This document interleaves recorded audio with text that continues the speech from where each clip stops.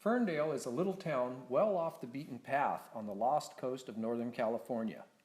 My family and I run a makerspace and school of traditional craft here called Mind's Eye Manufactory. Mind's Eye is an unusual place, and many visitors to the gallery and workshop have a hard time wrapping their minds around what we're trying to do here. We're not a typical business, and we are driven mostly by a passion to create and to engage with the world of materials, machinery, invention, and the arts. And we have a passion for sharing that joy with others. Our slogan is, "Dream it, make it." The idea for Mind's Eye Manufactory took hold of my own imagination many years ago, but it was while roaming the shores of the central Bering Sea island of St. Paul in Alaska's Pribilof Islands that it became something of an obsession for me.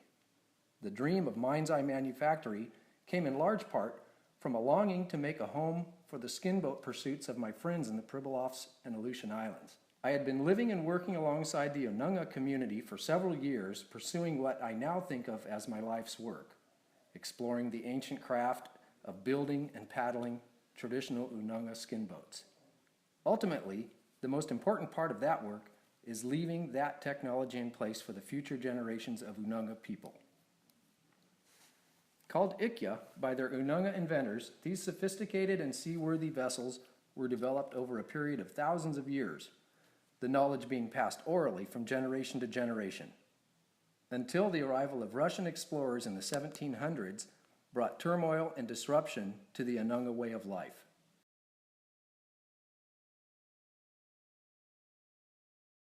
When the present skinboat revival began unfolding in the late 1980s, there were no living bearers of the ancient tradition. The Ununga community of today is determined to reclaim this defining part of their proud heritage. The Ununga cultural revival has come a long way since we built our first Ikya on St. Paul Island in 1993, and many more have been built there and in other villages throughout the Aleutians in the decades since. The Ikya has found its way back from a place of myth and mystery to a place of relevance and realness in the minds of its rightful heirs. We look forward to a day when it is just as normal to see an Ikya outside of a modern Ununga home as it is to see a four-wheeler or an outboard skiff. That day is within our grasp. All of the pieces are aligned and there's a region-wide readiness to move forward. There is a definite urgency to bring it all together now. We've created Make Access Ikya Apprenticeships program to seize this critical moment and build upon the gains we've won over the past 20 years. The apprenticeship sessions will begin at Mind's Eye Manufactory, where students will be able to immerse into the building process free from the distractions of daily life, and where the local waters are warmer for paddling skills training. The overall goal is to inspire dedicated Ununga apprentices to take on the role of master Ikya builder and become the bearers of that traditional knowledge for their communities. We found our first apprentice in the person of Samantha Zaharoff of St. Paul Island.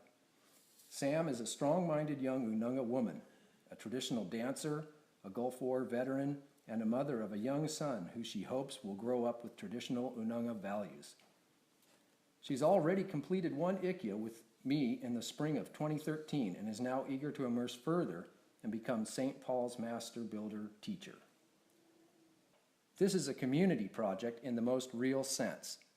Please be part of our community by giving your support at whatever level you can. The inspired stirring of many can create great movement.